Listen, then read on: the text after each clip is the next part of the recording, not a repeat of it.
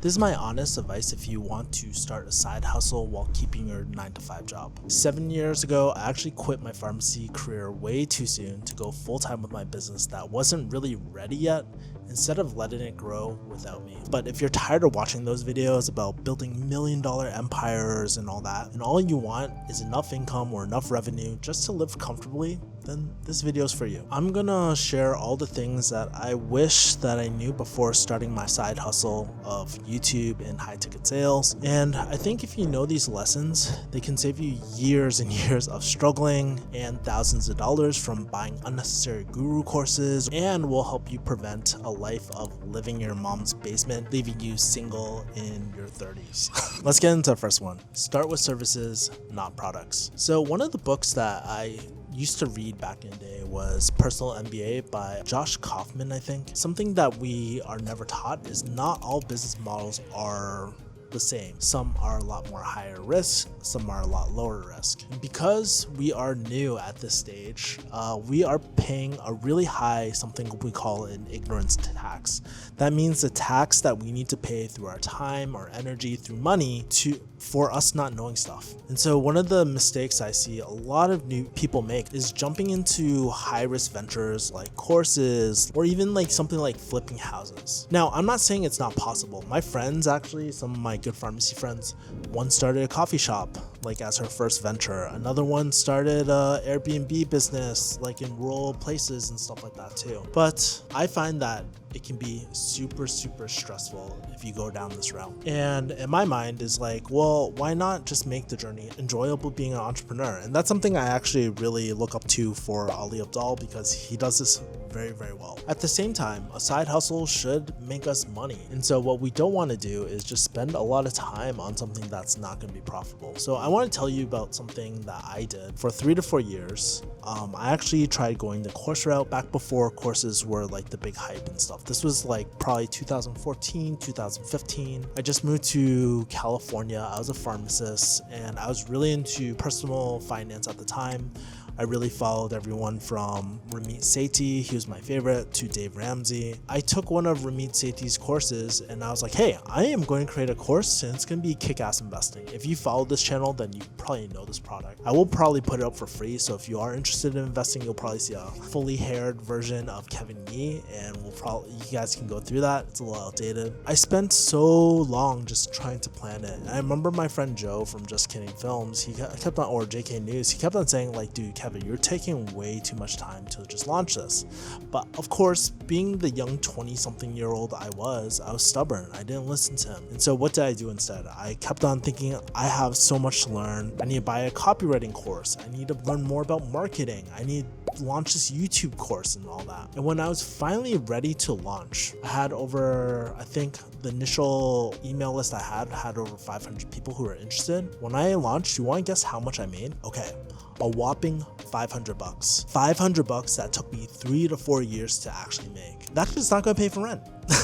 And even worse, I think I wasted a lot of opportunity costs on something that just was not profitable to begin with. Don't get me wrong though, I was very happy that I actually got a sale, like I made money, but this wasn't going to solve my main problem of cash flow and moving out of my mom's basement and eventually quitting pharmacy. So this lesson taught me a lot, and what I wish I did was that I focused on a service instead. And if you're kind of curious what a service-based business looks like, it could be like a digital type of thing like copywriting, doing VA work, video editing, AI agents, or it could be just like very simple everyday life, like, hey, I have a cleaning business, I'll clean your house, I'll wash your cars, car detailing and stuff like that. You could do all those things. Meal prep, actually, that's also an example of one. Noah Kagan has a really great thing where he talks about looking through your credit cards built just to see what you pay for. What you'll find is a lot of those things that you pay for are actually services. The reason why I like this is because you can pay off your ignorance tax, you can meet connections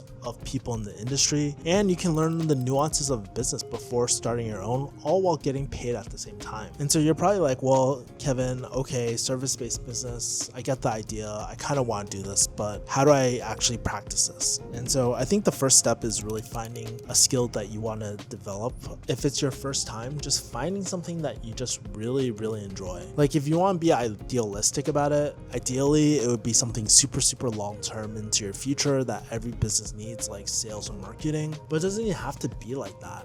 For example, like in one of Hormozi's videos back in the day, he has like the skill ladder or whatever, and his like 59 minutes will change your life, one of his early videos. But he talks about someone like Jay-Z learning rapping first, and then learning how to like do marketing, and then learning all these other things, and these skills stack up over time. And Jay-Z eventually learned how to create a record label, he learned branding, he learned all these skills because it came one after another. And so for me, something I was always interested in was psychology. I first decided to learn copywriting, then high ticket sales. It just so happens those skills are essential skills that you need for any sort of business. Okay, after you find a skill that you want, like look for the contractor role or maybe even part-time work so you can do some freelance work in that area. So for example, if I want to learn video editing, maybe I'll take a junior video editing role or something like that for a YouTuber that I like or anything like that. So there's that. I think the key is just to get paid something. It doesn't have to be a lot, it doesn't have to be anything crazy. You can always find new clients. But the main thing is to get that first dopamine hit of getting paid, because I mean, I still have my first copywriting gig check like back in my place in Nevada and stuff. Like I had it framed where it was just like, oh shoot, I got paid $100 for this copywriting engagement for Just Kidding Films, doing an email sequence and all that. So yeah. And so now you might be thinking, well, Kevin, I'm making some money with services, but I'm still doing everything myself. I'm burning out because I'm working this like full-time job and stuff too. And this is where exactly most side hustlers, I guess, kind of get stuck, because you need to master this next principle: get help. Here's the hard truth: doing everything alone will your business in the long term. If you work a 9 to 5 and you have a side hustle and you have a client, you will be drained. The most common advice to this is like, you just need to grind it out. You just need to suck it up until it makes enough money, and then you'll be out on the other side. But this is bad advice, because this is the exact stage where most people quit. And so it's not the fact that we don't want it bad enough, we're not working hard enough. I want to give an alternative example. Maybe it's that we don't have the best systems to kind of do this. Let me explain. Back in pharmacy, when I was trying to start this YouTube channel, I was waking up at a ridiculous time every single day. You might hear some of Joe or Can talk about this roommate who used to wake up super early just to learn all these skills. That was me, by the way. And so I was waking up at 4 a.m. just to set up my camera and shoot videos in my kitchen. And I didn't know anything about lighting, I didn't know anything about cameras, but I would wake up just to shoot YouTube videos. Then I would leave by 5:30 a.m. to beat LA traffic for my pharmacy job, which was insane. Anybody that lives in LA knows it's no joke and stuff like that. I had to leave super early before everyone woke up. And then I would probably get there about 6 o'clock. So then I would go to a coffee shop just as the coffee shop was about to open, and I was scripting my next video. I would then work until like probably 8:30, go to the pharmacy around 9ish, open it up, work for 12 hours. In between the 12 hours, like I was lucky I was in California, so I did have like an hour or 30-minute break. I can't remember, but I would edit videos on my lunch break in the corner in the back of the pharmacy because we couldn't leave. I would do that, and I would close the pharmacy up, and then I would go to a coffee shop just to finish up the rest of my edit. And I remember like going through this period of my life and just wondering, I was like, dude, I don't know why I'm so tired. I'm just fucking lazy. I would like literally talk to myself this way, which is kind of fucked up if you think about it. But the truth is, I wasn't lazy for not being able to do all these things. I just had way too much on my plate. And I don't think it really has to be this way. I don't think you need to grind something out like I did. And I think especially when you're newer, it's important to have enough energy to do good enough work, because if you are being drained by both your day job and your side hustle, it's like death by 1,000 cuts. You're forced to make all these micro decisions and stuff like that too, and you can't think properly. You can't learn properly that way either if you're tired. And so what do you do instead? What I wish I did instead was actually use that additional cash flow to let go of all the high friction tasks and just get help sooner. And this is actually a lesson I'm going through right now. I just hired a social media manager, a VA, and a bunch of other editors and stuff. And so what this means is like you have to spend some time just to write down or notice all the things on your calendar that you're like kind of dreading or that take a lot of energy or things that you absolutely hate and don't want to do. And it's okay, dude. It's okay to hate these things. You should look at them in your business life, in your personal life. And so for me, it's always the same things of like reporting, logistics, uploading for social media, video editing, invoicing clients. I know invoicing clients, the thing that you actually get paid from, crazy. And then the personal tasks too, like date nights, planning, logistics, travel research for me these days, right? I hate these things. Chances are this isn't the first time you heard this advice from someone like me. You're probably in the back of your mind being like, oh, I can't afford this. And I think if we are very, very real with ourselves, we probably can afford it, but we choose to spend our money somewhere else rather than on investing into ourselves. And that's actually how I look at this, right? The truth was, like, as a pharmacist, I was making really good money. I had healthy cash flow. Yes, I had school debt and all that sort of stuff, but I think deep down inside, I just didn't want more costs or to waste money in my life. But rather than think about it as a fixed cost, I looked at this as an investment toward not only my future, that seems very airy-fairy, but investment into a business owner, because most business owners, they know how to delegate, they have to learn how to manage, and this was an investment to force me to think like a business owner. And when I kind of realized that, I was like, oh, this is the next step that I need to do in order to grow as a business owner and a person. And I think as I'm traveling in Asia, I realize that VAs are more affordable even fractionally, right? So for example, in Indonesia and even Vietnam, like most people are getting paid $500 per month, working 40 hours per week. That means they are barely getting paid anything, which is crazy. They make $500 per month and they're working 160 hours, right? And so one of the things I started doing was like looking for hotel staff and just like hospitality staff and just noticing who was really attentive. And I'm like, hey, do you want to learn how to be a VA and stuff? So I can acquire these people for low costs. Or you can do the same thing and go to an art school and do the same thing as well for a filmer or whatever you need, for like videographer or anything that you need as well. And this also really helped me too, because I wanted to help people. And so I started thinking to myself, well, imagine how much could it help them if I just provided them a small opportunity. And so you might be like, well, Kevin, I know I need to hire.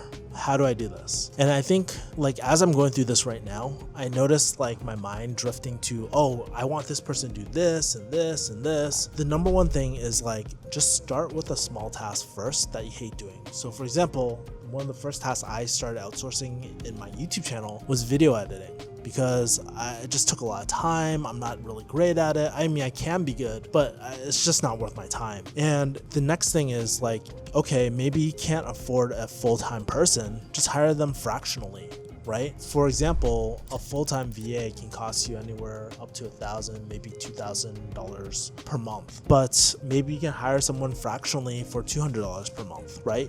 Have a core set of amount of hours with a core set of tasks and maybe some bonus tasks that they can do, and just do it like that. And just reminding yourself that, hey, this is training for my future business, and just practice, right? Those are the things that really helps me. And when everything's running like clockwork, then you don't have to use so much brain to do things. You can just show up to your job and just have everything running on the background, and then show up for your side hustle, and then maybe even hire like a junior copywriter to do all the writing for you, and you just review it. That'd be really, really cool. Okay, so maybe even hire help, but here's the thing that no one really tells you about building a side hustle. And in my opinion, this might be the most important thing of all. There's no rush to figure out your one thing or forever thing. So recently I was talking to my boomer friend. He's actually Gen X, but anyways, we're talking about the social media stuff and how a lot of this new generation, especially the younger kids, they see like these 17-year-olds making their first millions while scrolling through skippity brain rot TikToks in their mom's basement, right? And they start comparing themselves, being like, hey, I'm not like this person, I'm not like this person. And I think like the age of social media, because I remember what it was like before social media. it creates this like toxic comparison where we ask ourselves like, oh, why haven't I figured out the one thing yet? What has this kid figured out that I can't figure out? How do I catch up? And there's this feeling of feeling really, really behind. And even when you do find something, sometimes we have the need or the desire to like keep it forever. But it's a lot like love. Sometimes your first girlfriend isn't the one that's meant to be forever. It happens. Maybe it's just like these business models are just for a season. And I actually had these seasons too. Like when I first started Kick-Ass Investing, I had to let go of that because it no longer served me. It wasn't bringing any money or anything like that. I shut down my YouTube mastermind and my high ticket sales coaching program pretty recently, or I paused it, but I don't know if I'll ever actually launch that again. But it did serve me at one point in time. There was demand for it and I once loved it, but at some point it became really, really draining to do. And when I was going through these transitions, my brain was screaming, well, if you shut this down, you're a total failure. But something that we don't tell ourselves that as we grow, it's totally normal to outgrow certain business models. I have a really good friend, Lisa. She's also a pharmacist. I found her through YouTube actually, but we're really, really close friends now. But the cool thing about her is that she used to have something called Lisa Study Guides, and then she started Tutor Boss, doing coaching for that. And then she started transitioning all the way to her mastermind and stuff too. And I was talking to her and I was like, dude, I am so happy for you making all these transitions in your life. Like, it is pretty cool. And I think the thing that me and Lisa, we get along with is that we outgrew certain periods of our life. We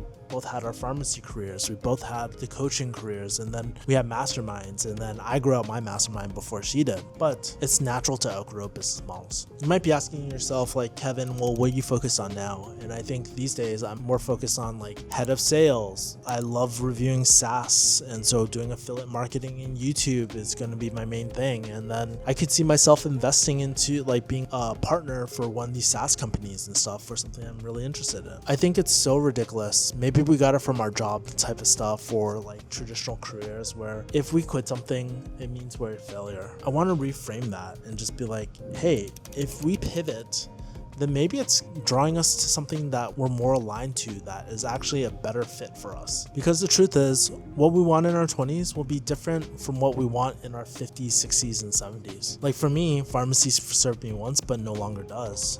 And how you can guarantee that you won't grow. As I listen to so many podcasts and I see the people around me, the number one thing that will guarantee that will stunt your growth and kill all growth is living with resentment, being stuck in the wrong thing for a long time, and that will ultimately kill your process or progress. So I think like if I stayed in pharmacy for a long ass time, I'd probably be the same thing, or even worse, really angry and really resentful and bitter and stuff like that. And I see it with a lot of older people, like people like my uncle who were in a career, probably he didn't like it for a long time. He was probably really miserable. Maybe, I'm assuming, but I see how bitter he is and how judgmental he is and how people should live their life, but it doesn't have to be that way. So what I wish I did earlier was just focus on evergreen skills while experimenting with my one thing. And so in my 20s, I was just like really beating myself up over not having that one thing. But what I wish I told myself was just like, hey, just focus on learning, focus on experimenting. You don't need to have that one thing, because that one thing, if there is a thing, will eventually find you. You don't need to worry about the end goal or how things are supposed to go. It's actually the number one reason why so many people, they don't end up doing the things that they wanted to in college and in their later life with their careers. Like if you were to talk to Alex Hormozy, you think in his 20s you'd be like, hey, I would have like the Guinness World Record for the most sold books. Probably not. Probably he didn't imagine acquisition.com, but as he learned things, he pivoted and reflected and he changed directions. I mean, dude, bro wanted to do gyms, like have his own gym, and that was a huge aspiration in his 20s. And so if you want to focus on learning evergreen skills and you want to learn business, I think a huge thing is like learning things like sales, marketing, pricing models, copywriting. These are like the essential core skills that I think every business owner needs to know, and especially social media too these days, like learning how to shoot audio, basic stuff. You don't need to be like a world-class videographer. Storytelling, those things are really great. And then also flip side too, it's not only about business skills, it's also about personal development skills like emotional regulation, so you don't lash out on your employees employee, friends, spouse, or wife. Communication and just having resilience to go on, and all that too. And I think it's very natural for us as humans just to know when to pivot, when to change. We don't really need to overthink these things. And of course, people like my uncle, they will critique you for the decisions that you make. Like, I still get from my uncle about quitting pharmacy and how I threw away that career, but at the end of the day, it's not his life. I still am licensed as a pharmacist, by the way, and it's a career that I have in my back pocket if I ever need to, but I don't think I'll ever go there, to be honest with you. Even though he might critique me, that's the way that he wants to live my life, not the way that I want to live my life. And I am the one that has to pay those consequences at the end of the day. And so this is my permission from a random guy on the internet to just like remind you that you have permission to live the way that you want to live, because you also are the one that's going to have to live with the regret, if there's any. Not your uncle, not your mom, not your dad, or anything like that. Anyways, these are 3 principles that saved me years of struggle, and if I knew them, it would just save me a lot of pain and suffering. But chances are you're probably gonna make these mistakes anyways, so whatever. Even if you don't listen to me, I hope maybe in a few years you'll go back to this video and be like, oh, Kevin was actually kind of right about something. Anyways, if you want more honest advice, make sure to subscribe. Make sure to let me know what kind of honest advice that you want. I really like this series a lot, and it's actually performing decent on my channel, so it would really help me to know like what are some of the things that you're curious about. And here's another video that the algo gods will think you'll like, along with my playlist on honest advice. See you guys later. Peace, my people. Bye.